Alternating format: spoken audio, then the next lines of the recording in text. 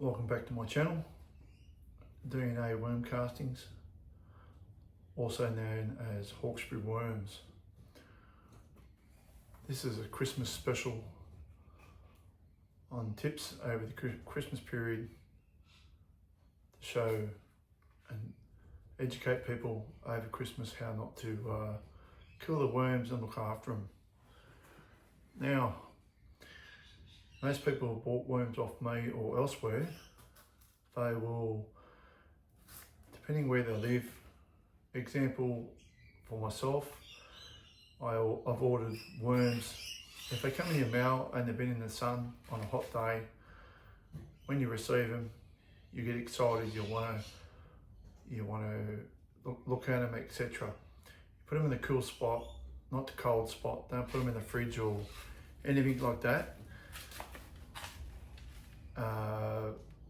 Now if they're cool, first thing people want to do is they want to spray them. Now you don't want to spray water on hot worms that have come in the mail. Even if they're hot, you need to just put them, take the lid off, put them somewhere in this cooler area, ice cream container or anything like that, and then let them cool off themselves, room temperature, out of the heat. Don't spray them with a water bottle. That'll kill them, give them shock and they'll die. That's the one step I can give you. Step two, when you get your worms, you have to make sure at least a few days prior to it, your worm bed is already organised. So you could have a can of worms bin, you could have a worm tower, you could have, there's 10 different types of worm things you can have. It's up to you what you have. Make sure all that is done prior to getting the worms, to make sure what you're using doesn't heat up or it goes wrong before the worms get there. So when they get there, you can just put the ingredients and the worms, tip them straight out into your worm container. And then once again, if they are hot, do not spray them. They will come dehydrated a bit depending how far they come, and also their body is made up of nearly all moisture. So if you've got moisture in their bed, they'll get that moisture, and then within 2 or 3 days they get bigger and more plump and they'll be better. If you do get worms, from people selling worms, and they do arrive dead, get the dead ones out quick as you can out of the worms, because they go rotten and they kill all the rest of the worms that are alive in that box. It sounds harsh, but this is reality of buying worms. Depending, as I said, depending how far away they have to travel. This time of year in Sydney here, they have Black Friday sales. They have all different types of Christmas. They've got Christmas on top. They have a lot of parcels to get around and done. So what they do in our area, they subcontract, which are not the normal post office people. So the care factor goes down the hill. So they'll put boxes on top of each other where the box can't breathe, where it's meant to be aerated. They get hot. They're delivering them on 40-degree hot days. They can just leave them out the front of your doorstep in the sun. A lot of the contract ones don't care. Not saying all of them, but there is a lot of them, and that's what I've had done to me recently. So step one, when you open up, if they're hot, it'll be hot, let them cool down. If they're very hot inside, don't spray them, just let them cool off. Step two, we want to put them into your worm bin when you're ready. Make sure worm bin is out of the sun in a cool area. I have a lot of people I put worm farms in their patio and don't realise when the sun comes in the patio in the morning, it heats up the bin. The worm's got nowhere to go. So you've got to do a bit of research prior to your worms. So once you put them in the bin, then step 3, feeding. Okay, now over Christmas time, kids are home, kids get excited, like we all do, and they want to feed them. Now, if you're not around, the kids will put whole apples, they'll put whatever it's in the worm farm, unless you're watching them 24 hours, which we all, as a parent myself, you can't be watching them 24 hours a day. So you just got to regulate. So I recommend pocket feeding, which depending what you use, it could be a container, it could be a storage unit thing, whatever you're using. Worm, what they call it, bin of worms. There's so many worm things out there. If you shred your food down, if possible, the worms will eat it quicker. If you can't shred it down, okay, it's all right, we chop it up. Now you want to pocket feed them. You want to put it in one corner. So if you've got the square, imaginary of the square, okay? That's if you're looking down on it. In one corner, you want to move a bit of compost or whatever you got in there for peat moss or cocoa coir, whatever you got in there. And you pocket feed, you put that in the corner. Now you leave it there. Depending how many worms you got, how fast it'll go.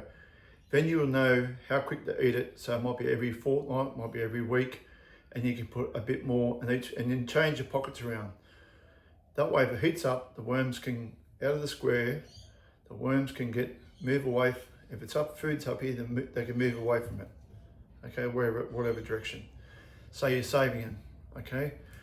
Yes, they will go up. They can go up, if in the worm towers, they can go up at the next level, but heat rises. So if you put on number 1 level and the heat's up, the heat's gonna go up.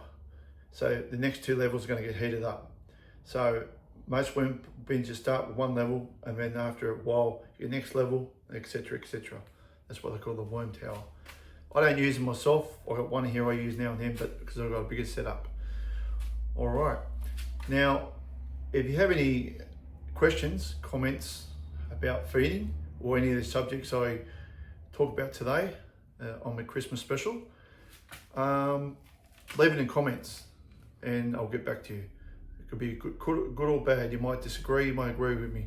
Okay, so we've got delivery, worm farm, feeding, okay, and then the weather. Depending where you live, we're in the heat at the moment. As I say, keep them nice and cool and stuff. If they get very wet, very heated, you can freeze a Coke bottle or some type of bottle, put water and put it in the freezer and set it in one corner away from the worms, and it will keep them cool. Don't set it right on top of the worms where they're going to freeze. So you just got to work out where it is. Okay. Now, depending on what breed of worm you have, I've got mine are some blues, tigers, reds, and tiger worms. Okay, they all act different. They all eat different ways. Okay.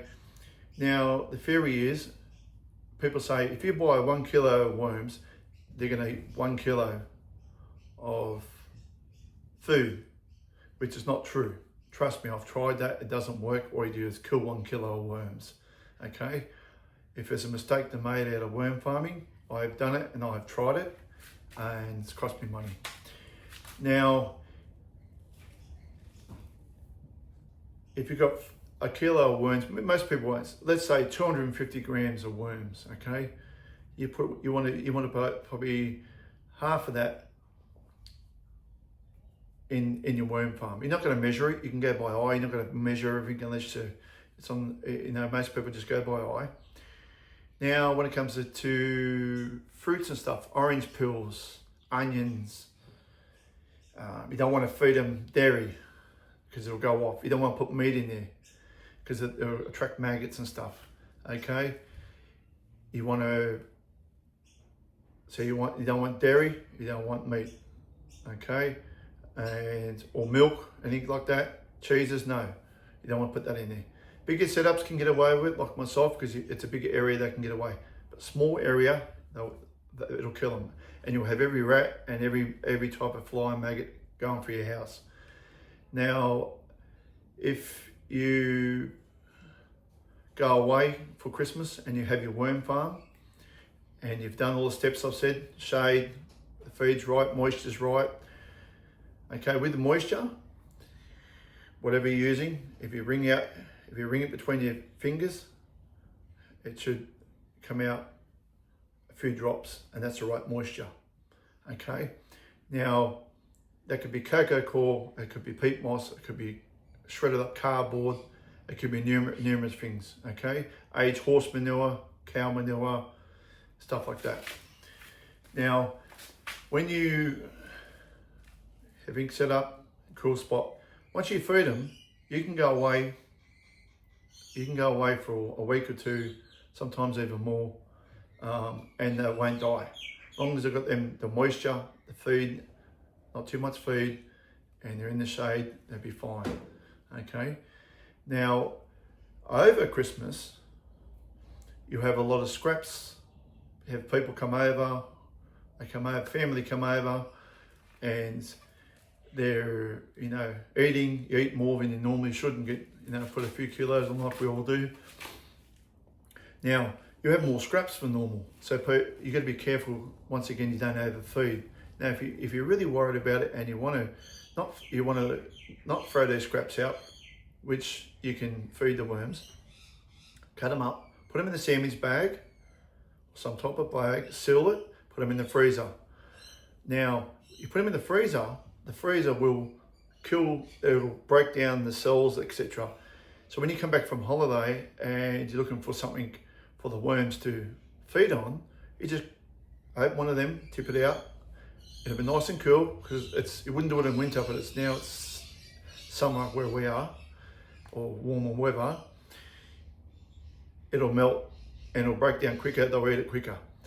Now, that's how you get rid of it. Now, the other thing is Christmas presents, wrapping. We have so much cardboard, we have more wrappers and cardboard than we've ever seen in our life. If you've got kids, and if anyone's got kids or anything like that, you have so much stuff, your bins are out twice. Our rubbish collector comes twice in a week to pick up extra Christmas wrappers and stuff, because there's so much recycled stuff. Now, if you shred that up or put it through a paper shredder, rip it up with your hands, what sauce you use to do it, okay, you can put that in your worm farm. Use it as bedding. If you don't want to use it straight away, put it in a big plastic bag, keep it to one side. Once you wet that down and you mix it in your worm farm, they'll love it. They'll break down. So you're recycling, you're keeping it at the tip, and two, you're still getting rid of food waste. It's not going to the tip to make, bad gases and stuff. Now, every 21 days, okay, they say your worms will have they'll have an egg every 21 days, roughly 20 days. That egg, once it hatches, depending on the species of worm, it'll be two to three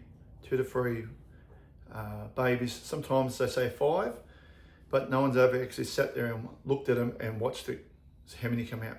I'd say 2 to 3 babies. So if all is going well and you have 1,000 worms and half of them, say 500, have babies to have eggs, you can do the maths. So each 30 days, they're going to double up.